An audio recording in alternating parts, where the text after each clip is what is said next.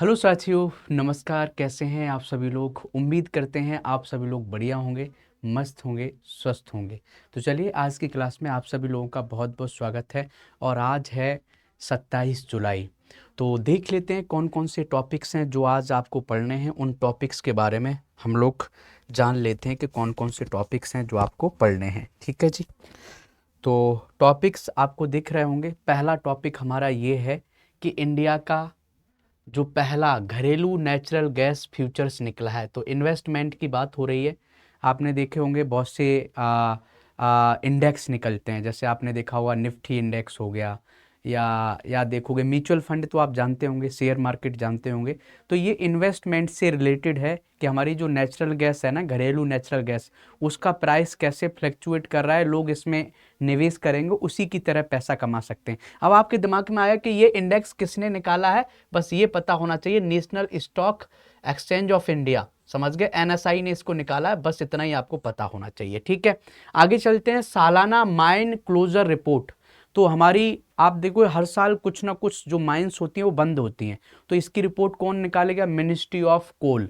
अरे भाई, कोयला मंत्रालय जो है वो भी तो माइनिंग करता है। तो इसके बारे में तो ये प्रीलिम्स में पूछा जा सकता है, ये भी प्रीलिम्स में पूछा जा सकता है कि सालाना माइन क्लोजर रिपोर्ट किसने निकाला है? मिनिस्ट्री ऑफ कोयल ने निकाला है, ये हम देखेंगे। उड़ीसा ने एआई डेटा सेंटर बनाने के लिए एक कंपनी के साथ एग्रीमेंट किया है। उस कंपनी का नाम बताओ। तो HCL टेक के साथ किया है एग्रीमेंट। यह भी प्रीलिम्स में पूछा जा सकता है। डेटा सेंटर क्या होते हैं?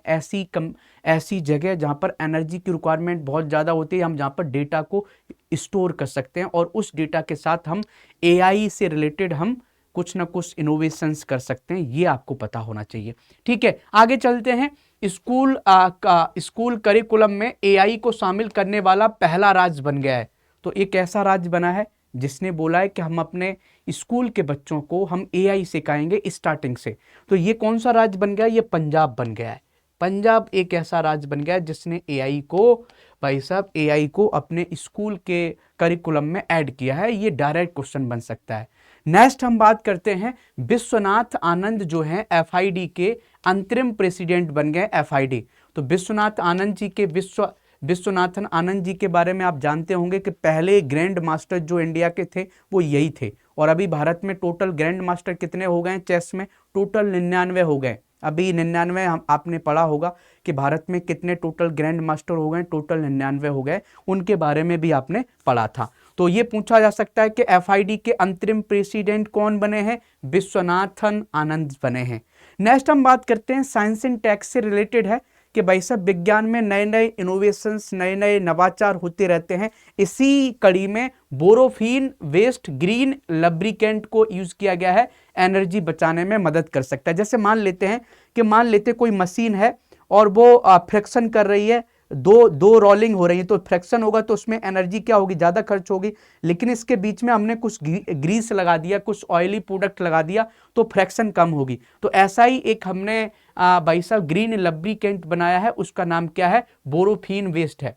तो बोरोफिन का यूज करके हमने एक लब्रिकेंट बनाया है जो जिसको ग्रीन लब्रिकेंट बोला जाता है, एनर्जी बचाने में बहुत मदद करेगा। क्वेश्चन बन सकता है कि ग्रीन लुब्रिकेंट अभी बना है, वो किससे बना है? तो बोरोफिन से बना है। इतना आपको याद रखना है, बोरोफिन जो टर्म है, इतना आप याद कर लो। ठीक है, प्रीलिम्स में पूछा जा सकता है। आगे चलते हैं। माइक्रोसॉफ्ट इंडिया और FITT IIT दिल्ली ने मिलकर उन्नति AI 2.0 लॉन्च किया है। तो उन्नति AI, ये AI से रिलेटेड है कि हम भारत में AI को कैसे बढ़ावा दें जिससे आम जनता को AI का फायदा मिले, गांव के बच्चों को फायदा मिले, जिनके पास पैसा नहीं है वो AI को कैसे सीखें, AI का यूज दैनिक कार्यों में कैसे किया जा सकता है। ये सब चीजें भाई साहब उन्नति AI में सिखाया जाएगा। तो ये हमारे आज के टॉपिक थे। इन सभी टॉपिक्स को हम लोग विस्तार में पढ़ेंगे, जानेंगे। लेकिन आगे बढ़ने से पहले मैं आपको ये बताना चाहता हूं कि ये हमारी PDF है,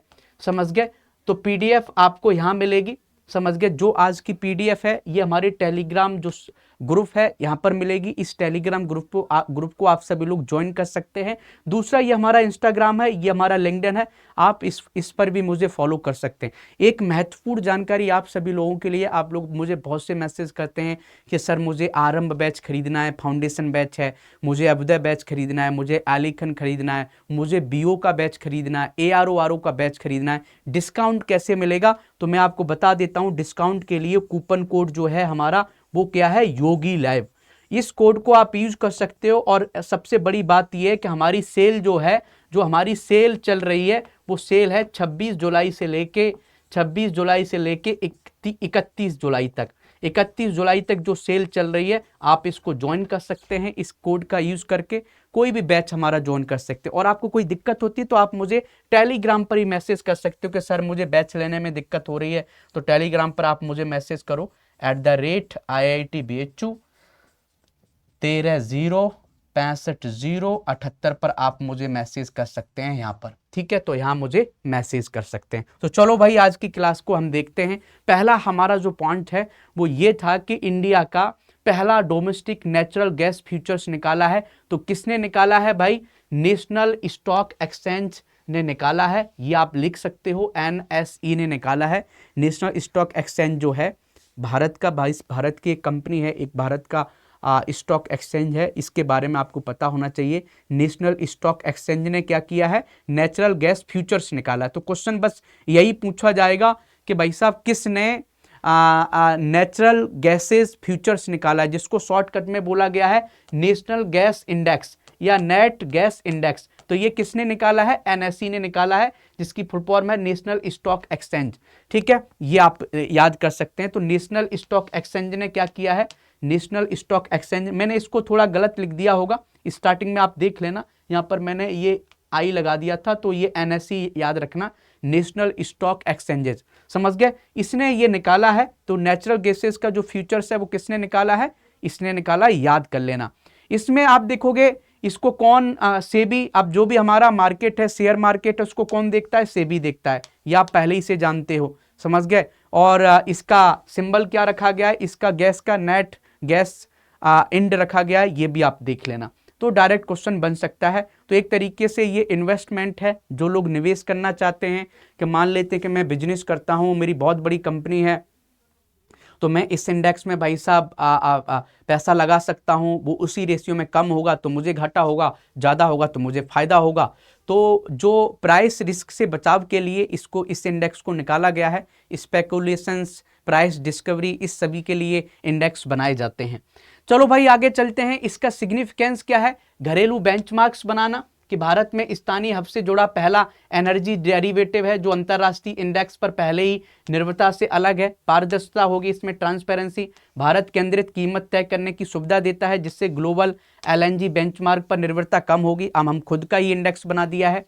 रिस्क मैनेजमेंट हमारा अच्छा होगा। मार्केट डेवलपमेंट होगा हमारा, भाई शेयर मार्केट और डेवलप करेगा कि बड़े बड़े इंडेक्स होंगे, लोग उसमें पैसा लगाएंगे तो हमारा शेयर मार्केट भी ग्रो करेगा। तो ये सब इसके बेनिफिट्स हैं। ऐसे ही आपने देखा होगा BSE ने भी निकाला था, बॉम्बे स्टॉक एक्सचेंज ने भाई साहब एक इंडेक्स निकाला था जो इथिकल इन्वेस्टमेंट को बढ़ावा देता है। वो आप कमेंट करके जरूर बताना, कमेंट में करके जरूर बताना कि बॉम्बे स्टॉक एक्सचेंज ने भाई साहब एक इंडेक्स निकाला था जो इथिकल इन्वेस्टमेंट को प्रमोट करता था। उसका नाम बताओ, उस इंडेक्स का नाम बताओ, ये आपको बताना है, उस इंडेक्स का नाम बताना है, समझ गए। मैंने इतना ध्यान दे दिया कि ऐसी कंपनियों में इन्वेस्टमेंट करेंगे जो इथिकल बिजनेस कर रही हैं। हम ITC कंपनी में इन्वेस्टमेंट नहीं करेंगे। क्यों नहीं करेंगे? वो भाई साहब तंबाकू बेचती है, शराब बेच सकती है, तो ऐसी कंपनी का हमने ग्रुप नहीं बनाया है। हमने ऐसी कंपनियों का ग्रुप बनाया था, वो एक ऐसा इंडेक्स बनाया था जो इथिकल बिजनेस करते हैं, तो उस इंडेक्स का आपको नाम बताना है।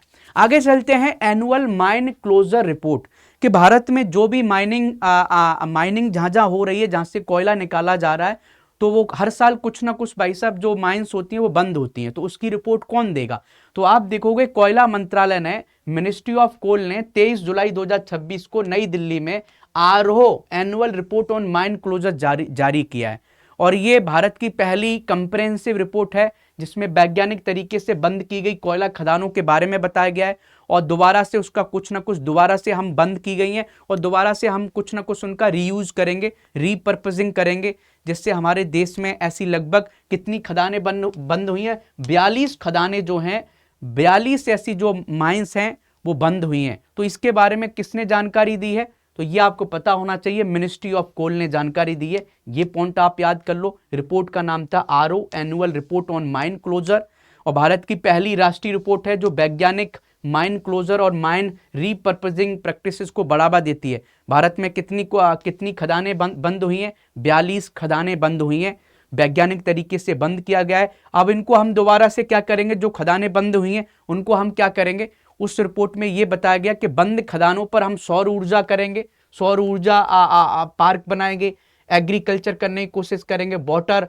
कंजर्वेशन करने की कोशिश करेंगे, इको टूरिज्म को बढ़ावा देंगे। मान लेते हैं कि जैसे ये माइनिंग एरिया है और यहाँ हमने माइनिंग किया, अब इसको हमने फिल कर दिया तो ये दोबारा से मुझे एरिया बन गया, तो यहाँ पर या तो भाई साहब मैं एग्रीकल्चर करना स्टार्ट कर दूंगा, या हमने भाई साहब सोलर पार्क लगा दिए बड़े बड़े। तो ये करेंगे, इससे क्या होगा, हमारे भारत को फायदा होगा, हमारी जमीन का सही यूटिलाइजेशन होगा। ये सब बातें आपको पता होना चाहिए। अब इसके लिए रिपोर्ट में कौन कौन से इनिशिएटिव्स बताएं, तो मिनिस्ट्री ऑफ माइन ने बहुत से आप देखोगे रिक्लेम फ्रेमवर्क एक बनाया है कि साइंटिफिक तरीके से रिस्टोरेशन करेंगे, लाइफ फ्रेमवर्क बनाया है, समझ गए,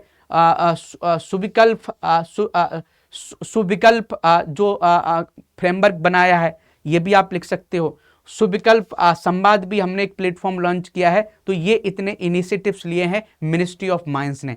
तो ये पूछा जा सकता है कि रिक्लेम फ्रेमवर्क बताओ किस मिनिस्ट्री के अंदर है, तो मिनिस्ट्री ऑफ कोल के अंदर है। क्यों है कि जो भाई साहब जो हमारी खदानें बंद हुई हैं उनको बेहतर बनाया जाए, उनको दोबारा से रीस्टोर किया जाए, चाहे वहाँ पर खेती करो, चाहे वहाँ पर सोलर एनर्जी बनाओ, चाहे वहाँ पर आप टूरिज्म को बढ़ावा दो। तो इसके लिए इनको किया गया है।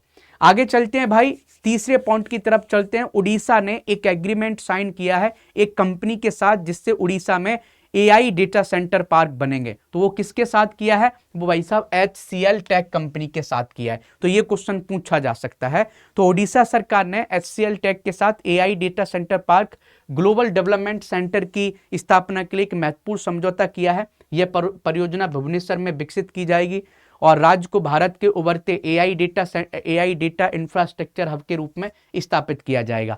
तो ये पूछो उड़ीसा सरकार और किस किस के बीच में हुआ है, HCL कंपनी के बीच में हुआ है। हम बात करते कहाँ हुआ है, भुवनेश्वर में हुआ है। डेटा सेंटर बनाएंगे जिसमें निवेश लगभग 14,257 करोड़ का होगा, समझ गए। और सहयोगी संस्था है भारतीय एआई जो स्टार्टअप है सर्वम एआई भी इस परियोजना से जुड़ा हुआ है। अच्छी बात है कि डेटा सेंटर्स बनेंगे तो एआई हमारा ग्रो करेगा और भारत में फिर नौकरियां भी बढ़ेंगी, समझ गए, और भारत की इकोनॉमी भी ग्रो करेगी। ये सब पॉइंट आप लिख सकते हो। आगे चलते हैं, first state to mainstream AI in school curriculum. तो स्कूल में एआई पढ़ाने का सबसे पहला राज्य बन गया जिसने बोला है कि हम क्लास 1 से लेके क्लास 12 तक के बच्चों को एआई पढ़ाएंगे। आर्टिफिशियल इंटेलिजेंस मतलब हिंदी में बात की जाए तो कृत्रिम बुद्धिमत्ता के बारे में हम पढ़ाएंगे, रोबोटिक्स पढ़ाएंगे, एआई पढ़ाएंगे, समझ गए, कंप्यूटिंग पढ़ाएंगे। तो ऐसा किसने बोला है, ऐसा पंजाब ने बोला है, जो नेशनल एजुकेशन पॉलिसी को बढ़ावा भी देता है, जिससे फ्यूचर वर्कफोर्स क्रिएट होगा। हमारी ऐसे बच्चे होंगे जो स्किल्ड होंगे, समझ गए, जिनको मशीन लर्निंग आती होगी, जिनको रोबोटिक्स आता होगा, जिनको कोडिंग आती होगी। तो अच्छी बात है। तो पंजाब एआई को बहुत बढ़ा रहा है कि स्कूल में भी हमने एआई को स्टार्ट कर दिया है। अब आगे चलते हैं, नेक्स्ट पॉइंट की बात करते हैं कि भाई साहब ये बता दीजिए FID के इंटरम प्रेसिडेंट कौन बने हैं। तो विश्वनाथन आनंद जी बने हैं। आप इनका नाम तो जानते हैं, बहुत फेमस पर्सनालिटी हैं भाई साहब, इंडिया के पहले ग्रैंड मास्टर रह चुके हैं, समझ गए। अब हम बात कर लेते कि FID है क्या। तो ये आप देखोगे इसको इंटरनेशनल चेस फेडरेशन बोलते हैं। इसकी स्थापना 20 जुलाई 1924 को पेरिस में हुआ था। इसका मुख्यालय लॉजेन स्विट्जरलैंड में है। और कार्य क्या करता है कि विश्व भर में जो शतरंज प्रतियोगिता होती हैं उसको ये FID देखता है, समझ गया। और ग्रैंड मास्टर का टैग भी FID देता है। आपने देखा होगा कि ग्रैंड मास्टर कितने बने। विश्वनाथन आनंद जी के बारे में आप जानोगे, इंडिया के पहले ग्रैंड मास्टर बने थे 1988 में। Okay, 5 time world chess championship रह चुके हैं, ये भी आपको पता होना चाहिए, समझ गए। 5 टाइम वर्ल्ड चेस चैंपियनशिप रह चुके हैं। फिर आप देखोगे इनको पद्म विभूषण भी दिया गया है, ये भी पॉइंट आप याद कर सकते हो। Significant contribution to popularising chess in India. तो तो भारत में चेस को भी इन्होंने बहुत अच्छे से प्रमोट किया है। तो विश्वनाथन आनंद के बारे में ये सब पॉइंट आपको, और मुझे लगता है कि साउथ इंडिया में चेस आगे इन्हीं के कारण बढ़ा। क्योंकि क्यों बढ़ा आप देखोगे, ये जाने माने इंडिया की एक पर्सनालिटी थे, साउथ इंडिया में रहने वाले पर्सन। आप देखोगे मैक्सिमम जो भाई साहब ग्रैंड मास्टर बन रहे हैं चेस में, वो सब मैक्सिमम साउथ इंडियन है। समझ गए, कल्चर का ऐसे इम्पैक्ट पड़ता है, आप समझ गए। जैसे आपके घर में मान लो कोई इंजीनियर बन गया, तो आपके चांसेस है कि आपका छोटा भाई भी इंजीनियर बने। आप पीसीएस बन गए, तो आपका छोटा भाई भी चांसेस है कि पीसीएस की तैयारी करे, कि भाई चलो भाई बना है, भाई को सम्मान मिला है, हम भी चलो आप बनते हैं। समझ गए, तो ये कल्चर का असर पड़ता है। आगे चलते हैं, बोरोफिन बेस्ड ग्रीन लब्रिकेंट भाई साहब यूज किया जाएगा एनर्जी को बचाने के लिए। तो जब मशीनें काम करती हैं तो उसमें भाई साहब बहुत घर्षण होता है, जिसको आप बोलते हैं फ्रिक्शन होता है। तो फ्रिक्शन को कम करने के लिए वैज्ञानिकों ने बोरोफिन का एक वो बनाया है लुब्रिकेंट। ये आपको पता होना चाहिए, घर्षण को कम करने के लिए, फ्रिक्शन को कम करने के लिए, घिसाव को कम करने के लिए। तो ये पूछा जाए कि अभी वैज्ञानिकों ने एक वैसा ग्रीन लुब्रिकेंट बनाया था, वो किससे बनाया है? तो बोरोफिन से बनाया है। बस इतना ही नाम आपको याद होना चाहिए, कभी कभी बेसिक साइंस में ये क्वेश्चन पूछा जा सकता है, तो बस इतना ही आप याद कर लीजिए। आगे चलते हैं, माइक्रोसॉफ्ट इंडिया और FITT IIT दिल्ली ने मिलकर उन्नति AI 2.0 लॉन्च किया है। क्वेश्चन उल्टा भी बन सकता है कि उन्नति AI 2.0 किस किस ने लॉन्च किया है? IIT दिल्ली ने, FITT ने और माइक्रोसॉफ्ट इंडिया ने। इसका काम क्या है ये हमें पता होना चाहिए। तो माइक्रोसॉफ्ट इंडिया और IIT दिल्ली के foundation for innovation and technology transfer FITT ने आधिकारिक तौर पर उन्नति AI 2.0 लॉन्च किया है। कॉर्पोरेट सोशल रेस्पॉन्सिबिलिटी की इस खास पहल का मकसद है कि आर्टिफिशियल इंटेलिजेंस को आम लोगों तक पहुंचाया जाना है। पूरे भारत में खासकर टियर 2 टियर 3 जो शहर हैं, जो गांव हैं, वहां पर हमें लोगों को AI के बारे में बताना है, जिससे हेल्थ केयर में AI को यूज किया जाए, एग्रीकल्चर में यूज किया जाए, एजुकेशन में किया जाए, सस्टेनेबिलिटी और क्लाइमेट में किया जाए। कहने का मतलब आम जनता को AI के बारे में नॉलेज देना है, उनको AI के बारे में सिखाना है। इसलिए उन्नति AI 2.0 लॉन्च किया गया है, उन्नति से प्रगति। समझ गया, माइक्रोसॉफ्ट और IIT दिल्ली ने मिलकर किया है। ठीक है जी, अब देख लेते हैं AI तक पहुंच को सबके लिए आसान बनाना, ये उसका ऑब्जेक्टिव है उन्नति AI 2.0। ये हमारा मेंस सब डेटा है, मेंस के ये हमारी हेडिंग्स हैं। आप अपने मेंस को बेहतर करना चाहते हैं तो ये सब कुछ सीखना पड़ेगा कि बताओ भाई साहब उन्नति के क्या क्या ऑब्जेक्टिव है, क्या क्या बेनिफिट्स हैं। तो डेमोक्रेटाइज AI एक्सेस, समझ गए। और आप देखोगे जमीनी स्तर पर स्टार्टअप्स को बढ़ावा देना, समझ गए। AI की समझ को और बढ़ाना और दुनिया में AI को और बेहतर करना, आम जनता को AI के बारे में और सिखाना, ये इसका पर्पज है। ये सब बातें आप लिख सकते हो। तो आज के हमने करंट अफेयर को तो पढ़ लिया है। अब हम भाई साहब जो हमने रिवीजन अभी तक करते हैं, तो हमने कल क्या आपको पढ़ाया था उसका हम रिवीजन करते हैं कि कल आपने हमसे क्या पढ़ा था। ठीक है, तो कल आपने हमसे पढ़ा था कि भारत का पहला tri service all women selling अभियान किया था, उसका नाम बता दो, समुद्र प्रदक्षिणा। तो हमारी महिलाएं जो हैं, सभी की सभी जो अधिकारी थी वो सभी महिलाएं थी, उन्होंने एक इनिशिएटिव लिया था समुद्र प्रदक्षिणा। और ये किस वेसल पर लिया था भाई? जिसमें तीनों सेनाएं थी, समझ गए, हमारी सेना, नौसेना, वायुसेना, सभी की सभी महिलाएं थी। तो आप देखोगे एक हमारा एक वेसल था, उसका नाम क्या था? स्वदेशी पोत था, त्रिवेणी। समझ गए, इंडियन वेसल जो था उसका नाम त्रिवेणी। इस पर बैठ के वैसा उन्होंने पूरी समुद्र यात्रा की। तो ये भी क्वेश्चन पूछा जा सकता है। ऐसे ही देखोगे भारतीय रेलवे दुनिया का दूसरा सबसे अधिक विद्युतीकृत रेलवे नेटवर्क बन गया। अब बोलोगे सर पहले नंबर पर कौन है? पहले नंबर पर भाई साहब स्विट्जरलैंड है, जहां पर 100% भाई साहब इलेक्ट्रिफिकेशन हो गया है वहां की रेलगाड़ी का। लेकिन भारत दूसरे नंबर पर। भारत में जो हमारी रेलगाड़ी हैं उनमें जो विद्युतीकरण हुआ है वो 99.6% हुआ है, ये आप लिख सकते हो। ऐसी नीति आयोग के नए CEO बने, उनका नाम बता दो। अनुराग जैन जी बने हैं 2 साल के कार्यकाल के लिए। आगे चलते हैं, भारत नेपाल सीधी मालगाड़ी सेवा अभी स्टार्ट हुई है। तो आपने देखा होगा भारत और नेपाल के संबंध हमारे बेहतर हो रहे हैं। तो आप देखोगे अपनी लॉजिस्टिक्स को बेहतर करने के लिए आपने देखा India Nepal rail transit framework एक हमने किया था, जिससे हम रेलगाड़ी से डायरेक्ट सामान पहुंचाएंगे नेपाल के कस्टम तक, जिससे क्या होगा हमारा लॉजिस्टिक कॉस्ट कम हो जाएगा नेपाल के लिए, नेपाल को भी सस्ता माल मिलेगा। तो ये आप GS2 में आप यूज कर सकते हो, GS2 में इंटरनेशनल रिलेशन में। आगे चलते हैं, राष्ट्रीय प्रसारण दिवस कब मनाया जाता है? 23 जुलाई को मनाया जाता है। इसलिए मनाया जाता है, इंडियन ब्रॉडकास्टिंग कंपनी बनी थी भाई साहब 23 जुलाई 1927 को, तो उसी की याद में 23 जुलाई को हमारा राष्ट्रीय प्रसारण दिवस मनाया जाता है। ऐसे ही देखोगे, बाब अल मंडेब जल डमरू मध्य नीज में है। ये भाई साहब लाल सागर को, अदन की खाड़ी को जोड़ता है। और अभी ये न्यूज में इसलिए कि यहाँ पर हुती अटैक करते रहते हैं, जो यमन एक देश है, वहां पर एक विद्रोही ग्रुप है, उसका नाम है हुती। तो हुती देश भाई साहब यहाँ पर अटैक करते रहते हैं, ये आपको याद होना चाहिए। ठीक है जी। तो आंसुओं का द्वार, इसका हिंदी में इसका मीनिंग होता है, बाब अल मंडेब का आंसुओं का द्वार बोला जाता है, क्योंकि यहाँ पर जहाज टकरा जाते थे, तो इसलिए इसको ऐसा नाम दिया गया था। आगे चलते, अमित शाह की जीत हुई है। तो भारतीय मूल के ये चिकित्सक हैं, तो एरिजोना से भाई साहब ये इलेक्शन लड़े हैं, तो अमित शाह जी की जीत हुई है। तो बस नाम पता होना चाहिए और कुछ नहीं। मिक्स्ड डिसेबिलिटी एसेज 2027 कहां हो रहा है? तो ये इंग्लैंड में हो रहा है। और आप देखोगे इसमें ऑस्ट्रेलिया भी पार्ट ले रही है। तो ऑस्ट्रेलिया की मेजबानी कौन करेगा? इंग्लैंड करेगा। ये पॉइंट लिख लेना। ये एक तरीके से क्रिकेट है। क्रिकेट ऐसे लोगों के लिए जो डिसेबल्ड लोग हैं, जो दिव्यांग लोग हैं, उनके लिए क्रिकेट है।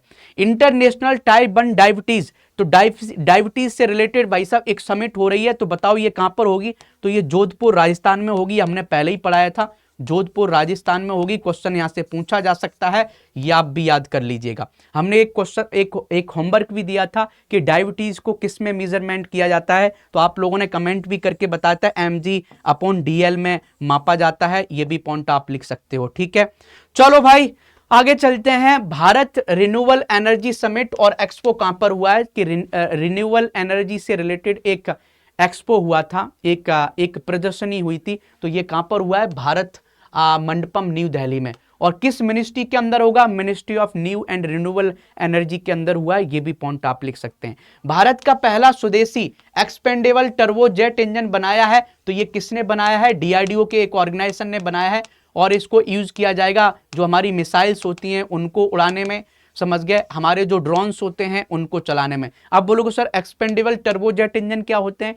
तो हमने कल आपको समझाया था कि एक्सपेंडेबल टर्बोजेट इंजन ऐसे इंजन होते हैं जो भाई साहब एक ही बार यूज होते हैं, फिर दोबारा यूज हम उनका नहीं कर सकते हैं। तो आप देखोगे इसमें जो थ्रस्ट लगेगा वो 350 kg का थ्रस्ट लगेगा। किसने बनाया है?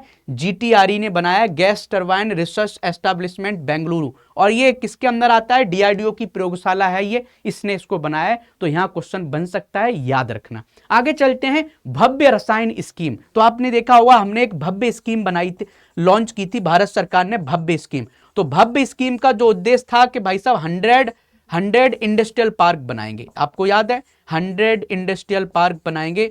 तो 100 इंडस्ट्रियल पार्क बनाए जाएंगे, तो ये आपको पता होना चाहिए। तो ऐसे ही आप देखोगे भव्य रसायन स्कीम भी एक आई है। तो भव्य रसायन स्कीम मतलब हम भाई साहब केमिकल पार्क बनाएंगे इसके तहत। और केमिकल पार्क कितने बनाएंगे? भारत में केमिकल पार्क बनाएंगे 3 बनाएंगे। और इसके लिए निवेश कितना करेंगे? 3030 करोड़ रुपए निवेश करेंगे। ये जरूर डेटा याद रखना कि भव्य रसायन स्कीम का उद्देश्य है 3030 करोड़ का निवेश करके 3 केमिकल पार्क बनाना। आगे चलते हैं भाई, परसों की क्लास के बारे में पढ़ते हैं। परसों आपने हमसे क्या पढ़ा था? परसों की कौन सी क्लास थी उसके बारे में देखते हैं। परसों हमारी जो क्लास थी भाई साहब फ्राइडे की थी। तो फ्राइडे में आपने हमसे क्या पढ़ा था? हमने आपको फ्राइडे में पढ़ाया था कि तमिलनाडु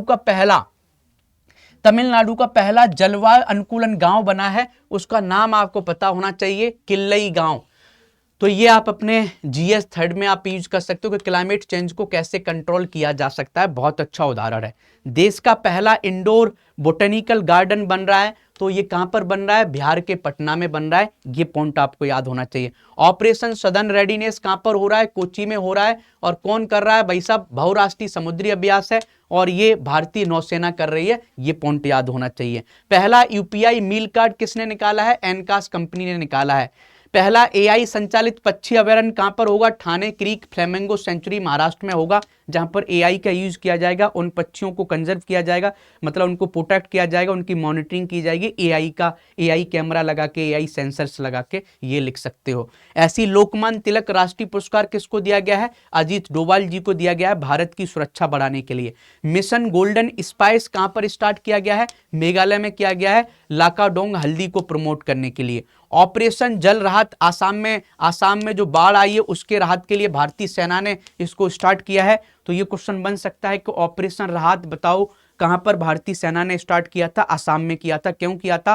कि बाढ़ को रोकने के लिए किया गया था, कि बाढ़ को कैसे रोका जाए। ऐसे ही देखो, भारत के 99 ग्रैंड मास्टर कौन बने हैं? रत्नवेल वीएस बने हैं, ये पॉइंट आपको याद होना चाहिए। भारत का पहला जियोथर्मल कुआं कहां पर बना है? पोगा घाटी पूर्वी लद्दाख में मिला है। जियोथर्मल एनर्जी क्या होती है? पृथ्वी के अंदर से जो एनर्जी निकलती है, जो गर्मी निकलती है, उससे हम भाई साहब वाटर को वेपरेट करते हैं और वहां पर लगा देते हैं एक टरबाइन। जब टरबाइन घूमती है तो इलेक्ट्रिसिटी बनती है और आराम से यूज कर लेते हैं अपने कामों के लिए। तो ये हमारे परसों क्लास के पॉइंट थे। तो हमने 3 दिन का भाई साहब करंट अफेयर पढ़ लिया है, 2 दिन का रिवीजन कर लिया है, आज का हमने भाई साहब करंट अफेयर पढ़ लिया है। अब हम चलते हैं भाई साहब क्वेश्चंस देखेंगे कि हमने जो अभी तक पढ़ा है क्या हम सही से समझ पाए हैं, क्या हम क्वेश्चंस कर पा रहे हैं, उनको देखेंगे। तो पहला क्वेश्चन आपके सामने ये है कि नीति आयोग के नए सीईओ के संबंध में निम्नलिखित कथनों पर विचार कीजिए। तो अनुराग जैन को 2 वर्ष के कार्यकाल के लिए नीति आयोग का सीईओ नियुक्त किया गया है, पहला ऑप्शन।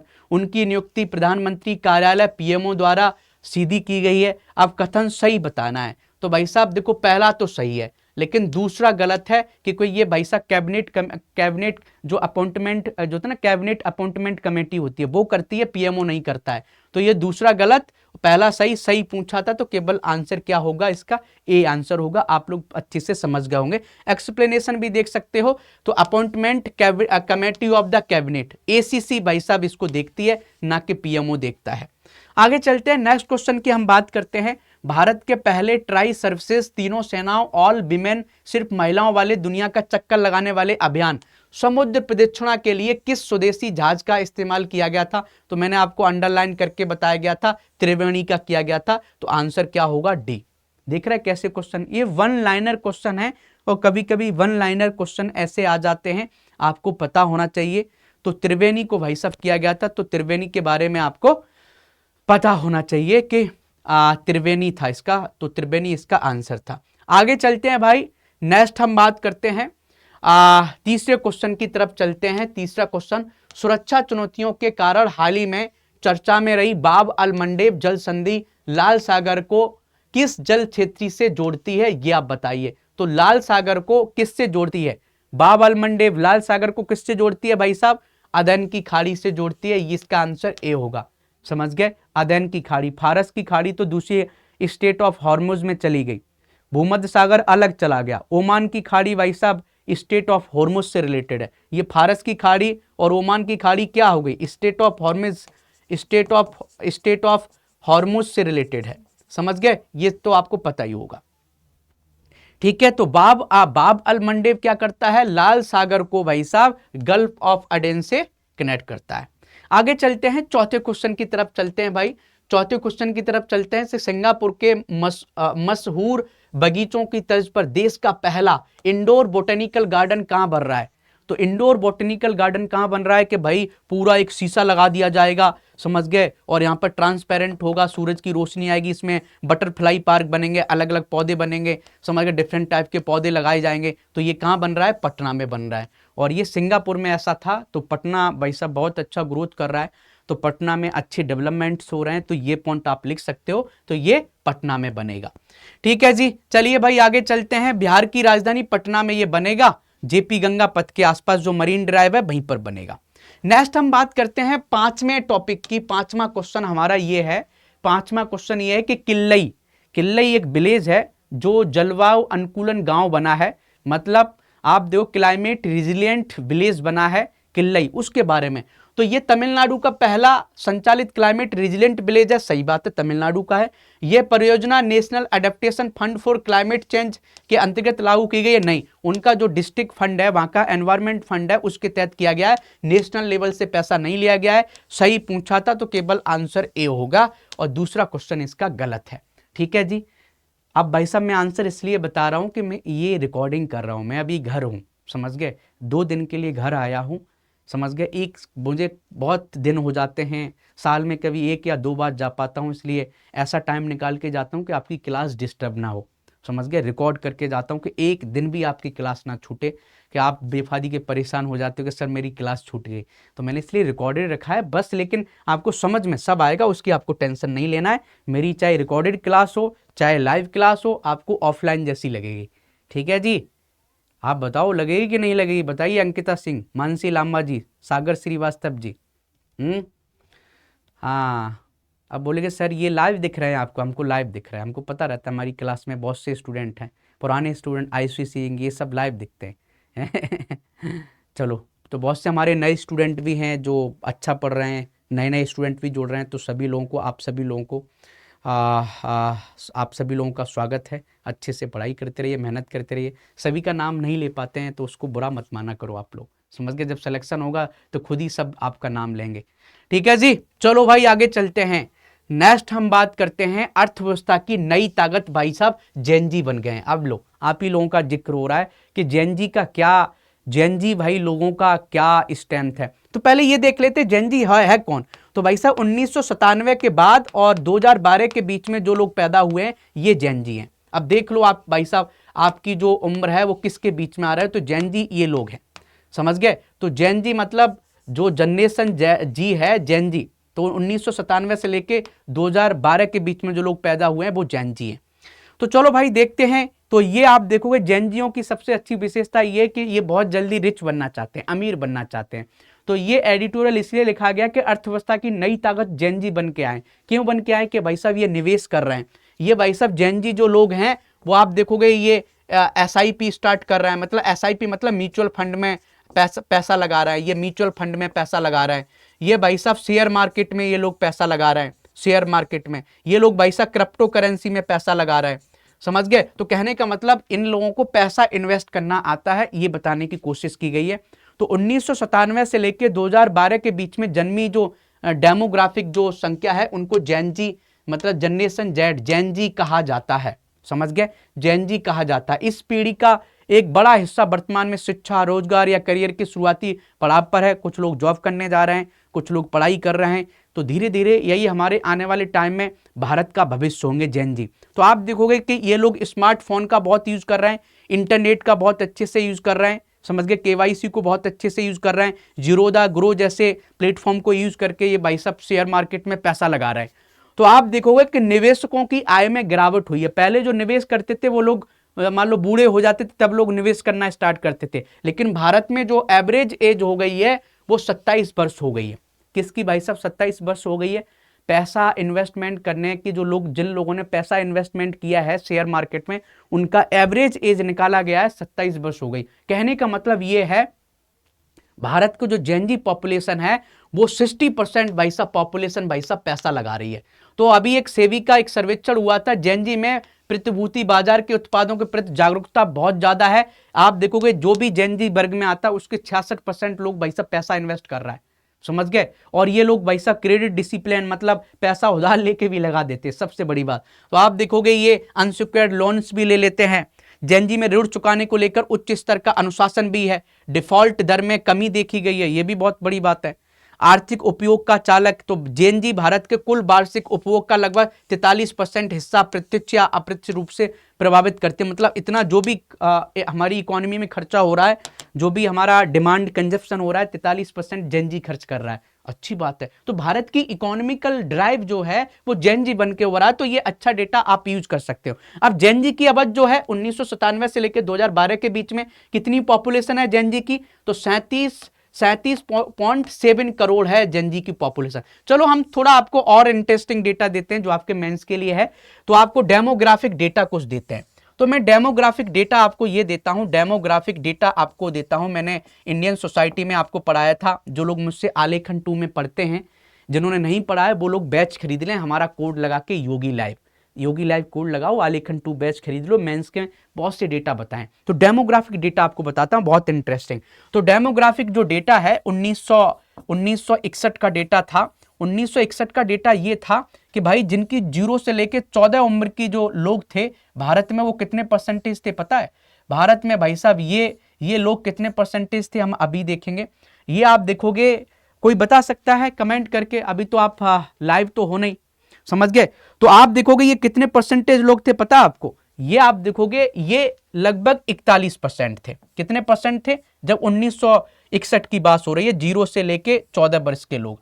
और जो 15 से लेके 59 साल के जो लोग थे वो भाई साहब कितने थे? वो आप देखोगे वो थे 53%। कितने परसेंट थे भाई साहब?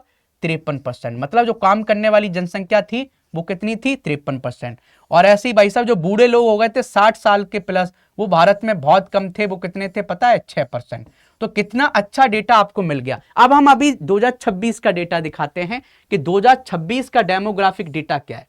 समझ गए? डेमोग्राफिक डेटा अभी का देखते हैं। डेमोग्राफिक डेटा 2026 का देखते हैं। 2026 मैं सोच रहा हूं कलर चेंज कर देता हूं तो थोड़ा कंट्रास्ट कर पाओगे। ये 1961 का हो गया, तो कलर चेंज करते हैं भाई। तो आपको डेटा दिखाते हैं कि डेमोग्राफिक डेटा, डेमोग्राफिक डेटा 2026। तो 2026 का अभी हम बात करते हैं कि जो 0 से लेके 14 उम्र का है वो कितने हैं। समझ गए? ये आपको बताना है। तो आप जिन लोगों ने मुझसे पढ़ा होगा वो लोग जानते होंगे कितना है, बताओ। आप सोचो थोड़ा, मैं लिखता हूं फिर आपको बताना है कितना है। तो ये अब कम हो गया है कि बच्चे अब कम हो गए हैं 2026 में। समझ गए? कितने बच्चे कम हो गए हैं 0 से लेके 14 के। आप देखोगे ये कितने हो गए? ये 23% हो गए। देख रहे हो कितना हो गया? 23% हो गया है। और काम करने वाले लोग पता आपको कितने हो गए? जो काम करने वाले लोग हैं, इसी को बोलते हैं भाई साहब, जो काम करने वाले लोग हैं जो 15 साल से लेके 59 की एज के हैं, ये आप देखोगे 63% हो गए। अब कितना बचा? अब जब आप देखोगे तो ये कितना बचा? 23 और 63 आप करोगे तो कितना हो जाएगा? 23 और 63 बचेगा। तो बूढ़े लोग कितने बचे? 23 और 63 आप निकालोगे कितना आएगा? यही है 23 और 63 करोगे तो कितना हुआ? 60 प्लस वा का निकलोगे, जो बचे हुए आप निकालोगे, बचा हुआ कितना हो जाएगा? बचा हुआ आप देखोगे 23 और 63 6 8 तो कितना? 86, लगभग 14% के आसपास। 60 प्लस की हम बात करें तो ये लगभग 14% है, लगभग 14% या 12% है, तो 14%। तो आप देखोगे, मैं ये कहना चाह रहा हूं, ये जो काम करने वाली पॉपुलेशन है इसी को बोलते हैं डेमोग्राफिक डिविडेंड। डेमोग्राफिक डिविडेंड क्या होता है? जनसांख्यिकी लाभांश। मतलब काम करने वाली जनसंख्या ये है। तो अभी देखोगे भारत की पहले काम करने वाली जनसंख्या कितनी थी 1961 में? ये भाई साहब डेमोग्राफिक डिविडेंड था। डेमोग्राफिक डिविडेंड मतलब काम करने वाली जनसंख्या कितनी थी भाई साहब? 53%। अब कितनी हो गई? 63%। और ये आने वाले टाइम में और बढ़ेगी, फिर कम होने लगेगी। यदि हमने इनका सही से यूटिलाइज नहीं किया तो हमारी वैसे इकोनॉमी, फिर बाद में ये बूढ़े भी तो होंगे, तो अब अभी मान लो अभी अच्छे से भारत की इकोनॉमी को बड़ा करके जाएंगे तभी तो इनको सोशल सिक्योरिटी का फायदा मिलेगा। अब देखा हम कुछ करके जाए नहीं, अभी हम कुछ पैसा नहीं कमाए और अपने, अभी मान लेते अपने घर के लेवल पर सोचो, मैं मान लो मेरी उम्र है काम करने वाली एज और मैं कुछ नहीं कमाऊं और मैं शादी कर लूँ, मेरे बच्चे पैदा हो जाएं और जब मेरे बुढ़ापे पर आएंगे मैं बीमार पड़ूंगा, बेचारे कहाँ से पैसा लगाएंगे? मैं तो कुछ प्रॉपर्टी बना के तो जा नहीं रहा हूं। तो कहने का मतलब जो हमारी युवा हैं यदि काम करेंगे तो हमारी देश की इकोनॉमी बढ़ेगी। जब बुढ़ापा इन पर आएगा तो भाई देश भाई साहब इन पर सोशल सिक्योरिटी में पैसा खर्च करेगा। यदि हमने अपनी डेमोग्राफिक डिविडेंड का फायदा नहीं उठाया तो भाई साहब हम बहुत खतरे में जा सकता है हमारा देश। समझ गए? उसी को बोला जाता है डेमोग्राफिक क्राइसिस बोला जाता है कि हमने भाई साहब अपनी जनसंख्या का सही फायदा नहीं उठाया। ठीक है जी। तो ये आपने देखा होगा जनसंख्या का सही फायदा कैसे उठाया जा सकता है। मैं आपको फ्लो चार्ट बता रहा हूं आपके मेंस की तैयारी के लिए कि कोई भी पॉपुलेशन जो है, पॉपुलेशन को, जनसंख्या को, पॉपुलेशन जो है हमारी, जो जनसंख्या है उस जनसंख्या को भाई साहब पूंजी, मानव पूंजी बनाया जा सकता है। तो मानव पूंजी कैसे बनाया जा सकता है और मानव पूंजी क्या होती है? मानव पूंजी हमारे आर्थिक विकास के लिए बहुत महत्वपूर्ण होती है। आर्थिक विकास हमारा इसी से होता है। तो आर्थिक विकास कैसे होगा? तो हमारी जो मानव पूंजी तभी बेहतर हो सकती है जब हम अपनी जनसंख्या पर निवेश करें। क्या करें भाई साहब? निवेश। अब निवेश कैसे करें, इन्वेस्टमेंट कैसे करें? एक तो उसकी भाई साहब एजुकेशन पर करें, उसके एजुकेशन पर करें। दूसरा निवेश क्या? उसके हेल्थ पर करें, समझ गए। तीसरा निवेश उसके स्किल पर करें, स्किल पर। चौथा निवेश उसके भाई साहब घूमने पर करें, टेबल पर। जब वो घूमेंगे तो घूमने से सीखेंगे। तो ये निवेश होता है, तब जाके हमारी मानव पूंजी बनती है, आर्थिक विकास होता है, हमारा देश विकसित होता है। तो ये सब बातें हमारे मेंस के हैं, लिख लेना।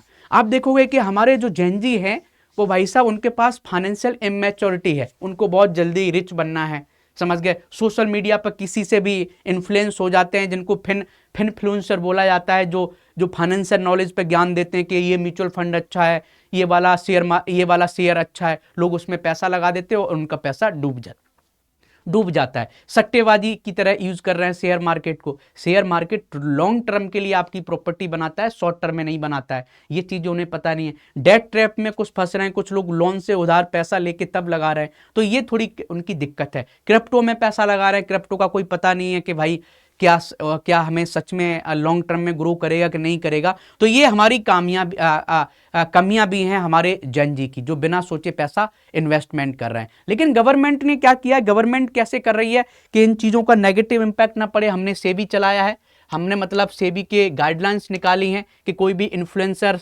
किसी को भी गलत सलाह नहीं देगा, बिना उसके मैनिपुलेट नहीं करेगा। तो ये आपको पता होना चाहिए कि अनरजिस्टर्ड जो फिनफ्लुएंसर हैं उनको रोका जाए। तो सेबी ने दूसरा, हमने भाई साहब वित्तीय साक्षरता अभियान चलाए हैं, फिनटेक गाइडलाइंस निकाली हैं, सैंड बॉक्स निकाला है, समझ गए। डिजिटल इंडिया मिशन चलाया है, यूपीआई इंफ्रास्ट्रक्चर बनाया है। ये भारत सरकार ने कुछ इनिशिएटिव्स लिए हैं फाइनेंशियल इंक्लूजन के लिए और लोगों को अवेयर करने के लिए। अब इसका प्रभाव क्या होगा? मान लो जेनजी अच्छा काम कर रहा है तो इससे क्या होगा? एक तो कैपिटल फॉर्मेशन होगा, समझ गए। वित्तीय समावेशन, हमारा फाइनेंशियल इंक्लूजन अच्छा हो रहा है, हमारी डिमांड अच्छी बढ़ेगी, हमारे एंटरप्रेन्योरशिप को बढ़ावा मिलेगा। एंटरप्रेन्योरशिप को बढ़ावा कैसे मिलेगा? जेनजी ने किसी में पैसा लगाया है और जब वो अभी 20 साल का है और जब वो 30 साल का हो जाएगा तो 10 साल में उसके पास पैसा इकट्ठा हो जाएगा, तो वो खुद का अपना बिजनेस भी स्टार्ट कर सकता है। तो एंटरप्रेन्योरशिप को बढ़ावा भी मिलेगा, ये पॉइंट भी आप लिख सकते हो। और क्या है? हमारा वित्तीय शिक्षा बेहतर होगी,